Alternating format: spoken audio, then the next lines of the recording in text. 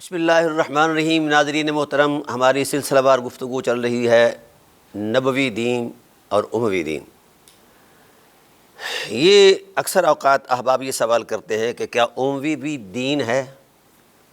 نہیں، اموی دین نہیں ہے، اس کی کوئی دینی حیثیت نہیں ہے۔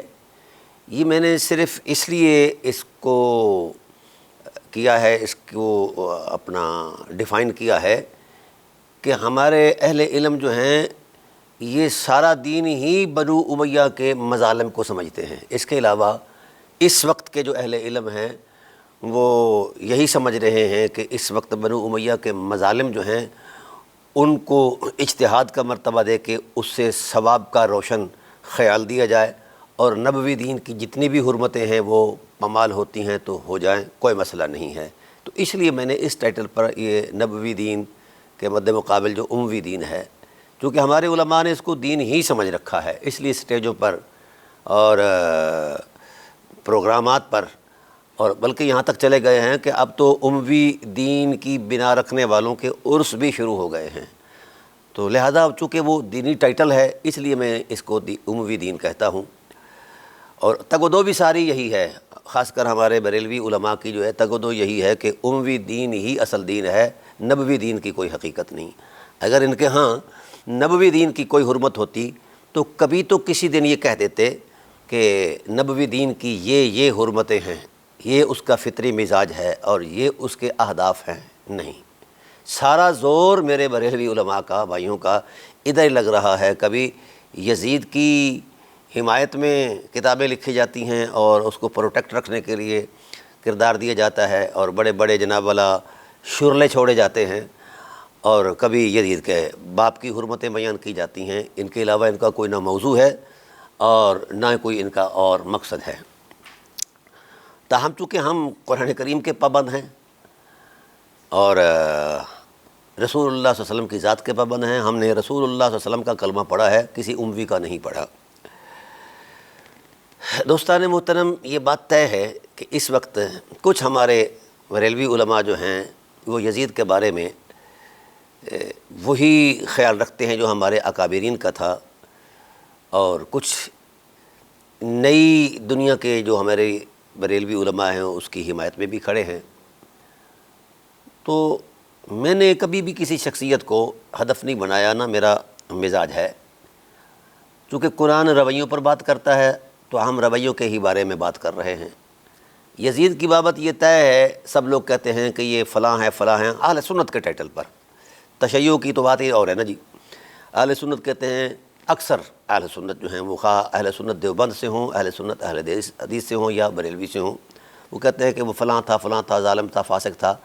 اب چونکہ اس کے وکیل بھی انہی طبقات سے پیدا ہو چکے ہیں تو وہ اس کی صفائیاں بھی دے رہے ہیں، دیتے رہیں، کوئی مسئلہ نہیں ہے، لیکن جو ظلم ہوا اس ظلم کو مٹا نہیں سکتے یہ، اور کوئی صورت نہیں۔ ہزاروں مرتبہ انہوں نے انکار کیا، لیکن حقائق ان کا دماغ پھاڑ کر ان کو سمجھا دیتے ہیں کہ نہیں، یہ حقیقت ہے۔ گزارش یہ ہے کہ یزید پر تو سارے برستے ہیں، ٹھیک ہے جی جناب اس نے یہ کیا وہ کیا۔ یزید کی اس ساری کارگزاری کے اندر، کربلا کے اندر فرض کرو 72 لوگ قتل کیے گئے، شہید کیے گئے، لیکن عجیب بات ہے جو شخص 72 لوگ قتل کرے اس کے لیے تو سارے لوگ جو ہیں مواخذے کی زبان بولتے ہیں اور کہتے ہیں کہ جناب یہ ظالم ہے، یہ فلاں ہے فلاں ہے۔ تو 72 لوگوں کو قتل کرنے والا ظالم ہے، تو جس نے 72,000 قتل کیے ہیں صرف اقتدار کے لیے، اس پر کسی کا کوئی نہ تبصرہ ہے، بلکہ اس کو حرمت معاب بنانے کے لیے اصحاب رسول کا قتل عام بھی جائز سمجھا جا رہا ہے، اور اس قتل عام پر بھی ثواب کی نویدیں سنائی جا رہی ہیں۔ یہ ہے ہمارے علماء کا نبوی دین کی بجائے اموی دین۔ دوستان محترم، جرم جرم ہے۔ ایسا کیسے ہو سکتا ہے کہ ہم اپنے جرم کو اپنے خیال کی دنیا میں پاس کے جناب والا ہم اسے حرمت معاب بنا دیں؟ ایسا نہیں ہے، ایسا نہیں ہے۔ دیکھیے، کسی کی شخصیت یا کوئی دینی شرف جرم کا پردہ نہیں بنتا۔ جرم جب بھی کوئی کرتا ہے جرم جرم ہی ہے، یہ قرآن نے قاعدہ دیا ہے۔ ایون کہ امہات المومنین صلوات اللہ تعالی علیہن اجمعین کو خدائے ذوالجلال نے براہ راست فرمایا یا نساء النبی من یأت منکن بفاحشۃ یضاعف لها العذاب ضعفین، اے حرم نبوت کے اندر نبی کی بیویوں، اب تمہاری نسبت ایک تقدس مآب ذات سے جڑ چکی ہے، اور اس تقدس مآب ذات کا ایک دینی بھرم ہے، احترام ہے، لہذا تمہیں اس ذات والا صفات کا تقدس اور دینی بھرم جو ہے، حرمت جو ہے، اس کو برقرار رکھنے کے لیے اپنے رویوں کے اندر وہ حرمت لانی ہوگی جو عین شریعت بھی ہے اور فطرت بھی ہے۔ اگر تم میں سے کسی نے بھی غیر فطری معاملے میں الجھنے کی کوشش کی، بے شک تم نبی کی بیویاں ہو، بے شک، لیکن مزاج نبوت سے ہٹ کر اگر بات کی، رویے اختیار کیے، من یأت منکن بفاحشہ یضاعف لها العذاب، کائنات کے ہر مجرم کے لیے اس کے جرم کی نوعیت کے مطابق اتنا ہی اس کا مواخذہ ہے اور عذاب ہے اخروی، لیکن تمہیں دگنا عذاب ملے گا، یضاعف لها العذاب، پھر ضعفین، یضاعف کا معنی بھی دگنا ہے، پھر ضعفین کو، اس دگنے کو پھر دو سے پھر ضرب دیا ہے، 2 گنا سے، تو کتنے گنا عذاب بن گیا؟ یہ امہات المومنین کو خدائے ذوالجلال فرما رہا ہے۔ تو جب امہات المومنین ضابطۂ قدرت کی پابند ہیں تو کیا خیال ہے حکمران بنو امیہ یہ پابند نہیں ہیں؟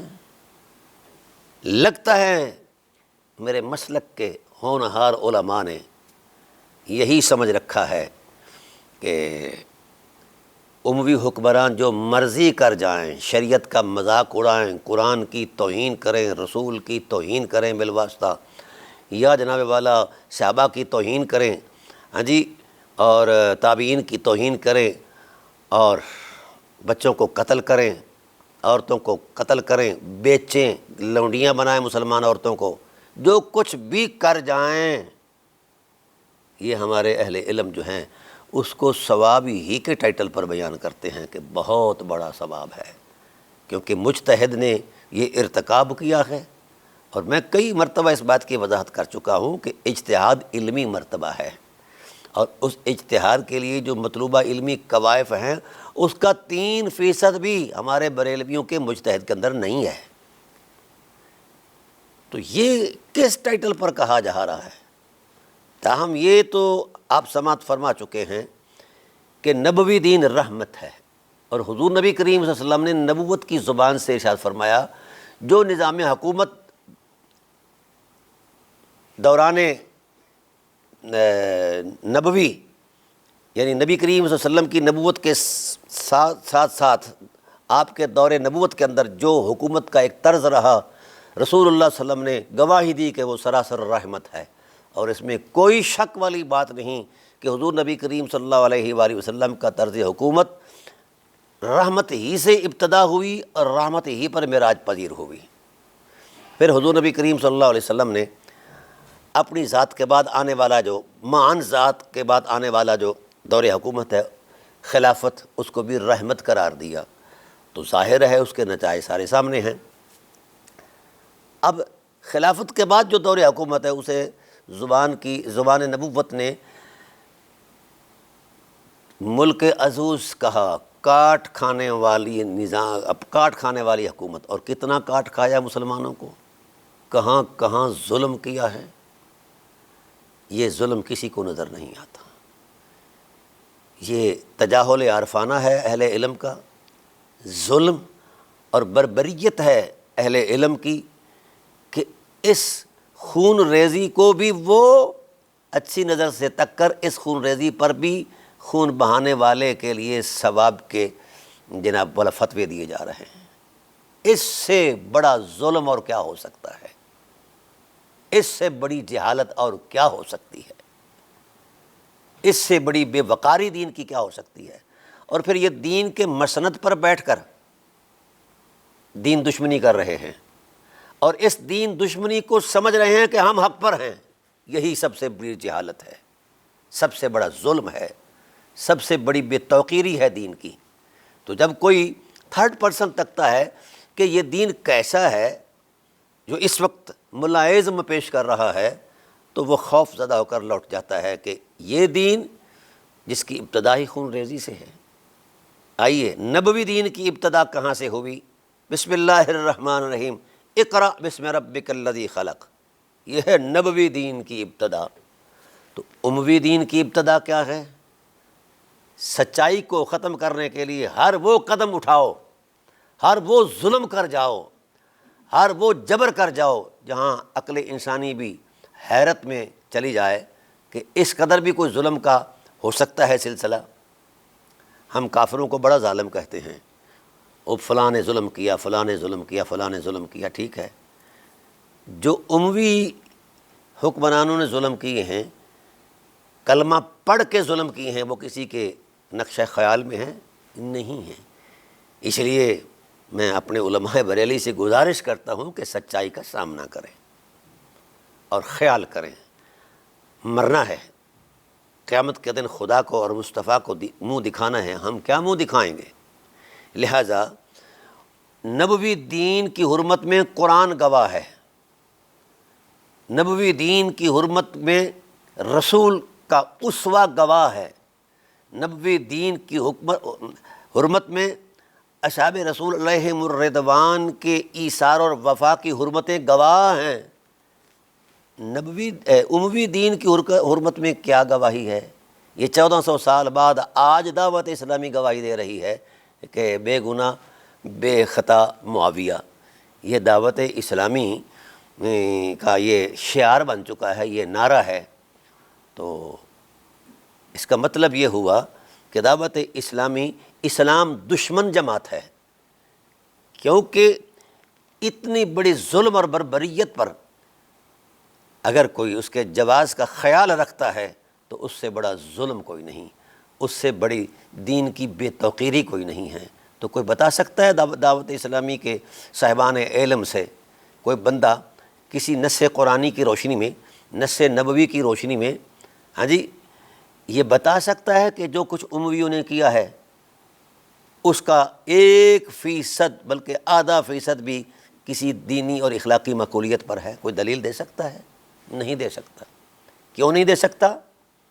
بھئی جس کی ابتدا خون ریزی سے ہو اور انتہا بھی خون ریزی پر ہو، اور جس دین کی بنائی توہین رسالت پر ہو اور انتہا بھی توہین رسالت پر ہو، اور رسالت پر اترنے والی وحی کے بابت یہ کہا جائے کہ یہ بنی ہاشم کا پراپاگنڈا ہے، اس سے بڑا بھی کوئی ظلم ہے؟ شرم آنی چاہیے، خدا کا خوف کرنا چاہیے، خدا کے عذاب سے ڈرنا چاہیے۔ ہم ہر بات پر الجھ جاتے ہیں کہ یہ کیوں کہا، وہ کیوں کہا۔ بھی ہم اگر خود سے کچھ کہہ رہے ہیں تو سارا جھوٹ ہے، اگر قرآن کے سینے سے وہ جواہر بے مثال پیش کر رہے ہیں تو قرآن کو مانو۔ رسول اللہ صلی اللہ علیہ وسلم کی ذات والا صفات کی حرمت میں آپ زبان سے حدیث سے کچھ پیش کر رہے ہیں تو اس کو مانا جائے۔ جب رسول اللہ صلی اللہ علیہ وآلہ وسلم نے ارشاد فرمایا، اور پھر یاد رکھنا یہ بات بڑی اہم کر رہا ہوں کہ بعض لوگوں کا یہ شاید خیال ہو کہ رسول اللہ صلی اللہ علیہ وآلہ وسلم نے جب فضائل اور مناقب کو بیان فرمایا تو ہو سکتا ہے کہ یہ جذباتیت ہو، بعض صحابہ کے فضائل بھی جذباتی ہوں اور اہل بیت علیہ السلام کے فضائل اور خصائص بھی جذباتی ہوں۔ ایسا نہیں ہے، ایسا نہیں ہے۔ قرآن کریم کا اسلوب ہے کہ وہ حرمت کردار کے تقدس کو بیان کرتا ہے، جس کا وفائے رسول میں جتنا بلند کردار ہے اس کو اس مرتبے پر بیان کر رہا ہے قرآن۔ سو ایسے ہی رسالت پناہ عالم صلی اللہ علیہ وسلم کی نبوی نظر بھی انصاف کی انتہا ہے، معراج ہے۔ آپ نے بھی کوئی نعوذ باللہ زندگی میں کبھی ایک لفظ بھی سرزد بھی نہیں ہوا جس میں صرف نعوذ باللہ من ذالک ہم اس کو یہ کہہ سکے کہ یہ جناب والا جذباتی بات ہے، ایسا نہیں ہے۔ وما ینطق عن الہویٰ کی زبان سے ایسا کوئی لفظ نکلتا نہیں ہے۔ جو کچھ بھی نبوت کی زبان سے صادر ہوا ہے جس کے بارے میں وہ ایک معیار پر، ایک کردار کی حرمت میں بیان ہوا ہے۔ ہاں یہ ہے کہ اموی دین والوں کو سمجھنا آیا ہے، نہ کبھی آ سکتا ہے، نہ آ رہا ہے۔ اس کی وجہ یہ ہے خاص کر کہ اموی دین کی بنا جہالت، ہٹ درمی، ظلم، جبر، دنانت، خیانت اور حرمتوں کا قتل اور انسانیت کا قتل، یہ بنا ہے۔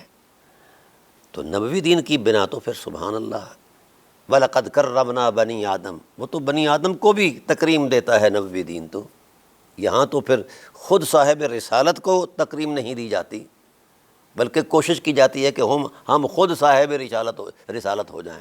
جب کبھی کسی حکمران کے سامنے کہا گیا کہ آپ اللہ کے رسول ہیں، تو اس نے یہ نہیں کہا، اس کے اجتہاد نے انگڑائی نہیں لی کہ نہیں کہ میں اللہ کا رسول نہیں، ختم نبوت کا اعلان ہو چکا ہے۔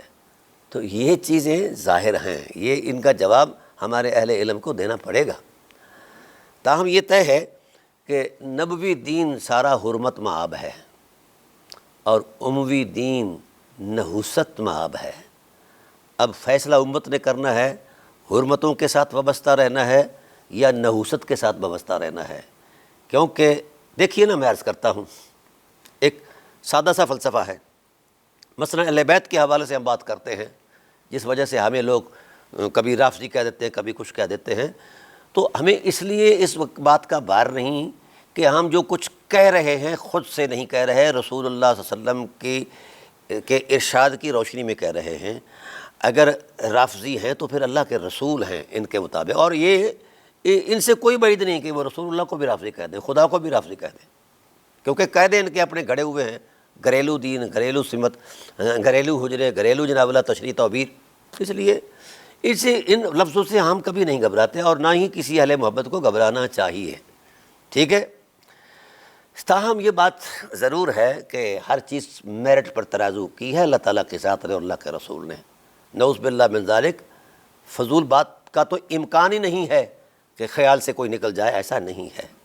فرق کتنا ہے اہل بیت نبوت کا کہ اہل بیت نبوت نے اسلام پر سارا کچھ قربان کیا ہے، جناب ابو طالب علیہ السلام سے لے کر علی کی یہ تک، ابو طالب کی الف سے لے کر علی کی یہ تک، علی کی یہ سے لے کر اصغر کی رے تک، اور اس کے بعد بھی میں نے 800 سال کا ریکارڈ پیش کیا ہے امت کے سامنے کہ اہل بیت کے کتنے نفوس رحمت ہیں جو دین پر قربان ہوئے۔ یہ شعار رہا ہے اہل بیت نبوت کا، اور یہ ان کا فرط ذوق رہا ہے، یہ ان کی خواہشیں رہی ہیں، یہ ان کے جذبات امتنان رہے ہیں۔ انہی جذبات امتنان کو مد نظر رکھ کر قرآن نے بھی سینہ ان کی حرمت میں کھول دیا ہے، اور رسالت پناہ عالم صلی اللہ علیہ وسلم نے بھی سینہ رحمت جو ہے ان کے لیے عظمت کو بیان کرنے کے لیے کھول دیا ہے۔ تو میرٹ پر بات کرتا ہے اللہ بھی اور اللہ کا رسول بھی، سمجھا گی؟ تو اہل بیت نے سب کچھ اسلام پر قربان کیا ہے، اور اموی دین والوں نے اسلام کو اپنے اقتدار پر، خواہش نفس پر قربان کیا ہے۔ یہ فرق ہے۔ اب ہر زندہ ضمیر یہ جان سکتا ہے اسلام پر قربانی کس نے دی ہے اور اسلام کو قربان کس نے کیا ہے، ٹھیک ہے؟ تو جو اسلام پر قربانی دیتے رہے ان کے سامنے اسلام کی حرمت، اسلام کا وقار، اسلام کا دین فطرت ہونا، اسلام کا دین الہی ہونا یہ سامنے تھا۔ تو اللہ کی ذات کے ساتھ سچے کیے ہوئے وعدوں پر وہ لوگ پورے اترے۔ فَمِنْهُمْ مَنْ قَضَىٰ نَحْبَهُ وَمِنْهُمْ مَنْ يَنْتَظِرُ وَمَا بَدَّلُوا تَبْدِيلًا۔ یہ وہ نفوس قدسیہ ہیں جو اسلام پر جانے دینے کے لیے اللہ سے منتیں مانا کرتے تھے۔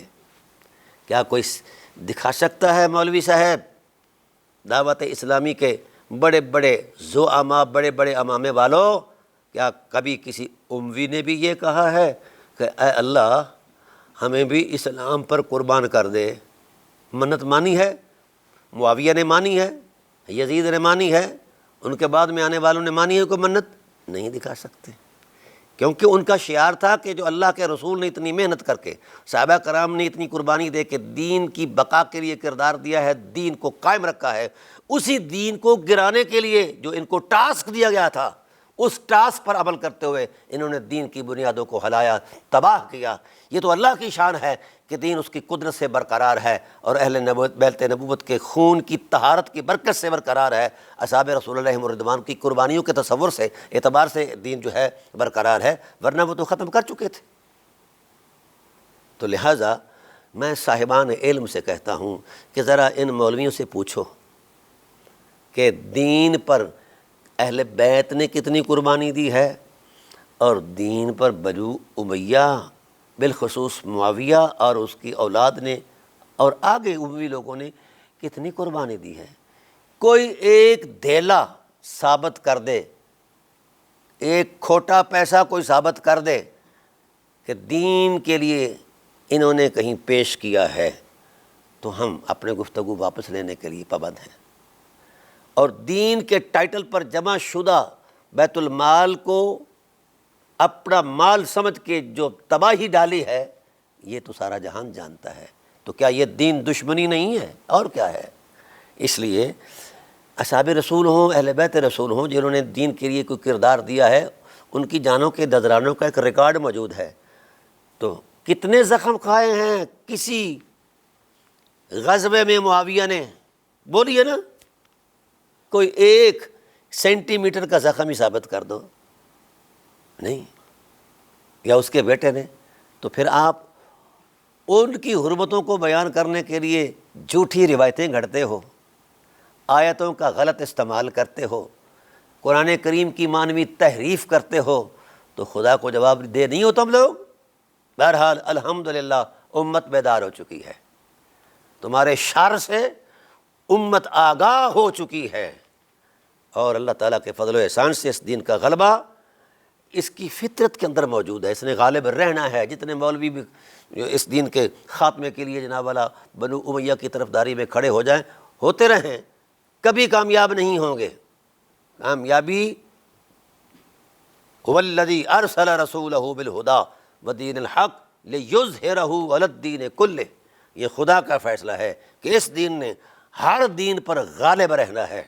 یہ تو باقی ادیان پر غالب رہنا ہے، اموی دین کی تو کوئی دلیل ہی کوئی نہیں ہے کسی کتاب میں کہ وہ بھی کوئی دین کی کوئی حیثیت رکھتا ہے، تو اس کی حیثیت ہی کیا ہے؟ ہاں تم کرتے رہو کوششیں اس دین کو منظر عام پر لانے کے لیے، لیکن امت بیدار ہو چکی ہے۔ اللہ تعالیٰ اس امت کو آپ کے شر سے محفوظ فرمائے۔ وما علینا الا البلاغ المبین۔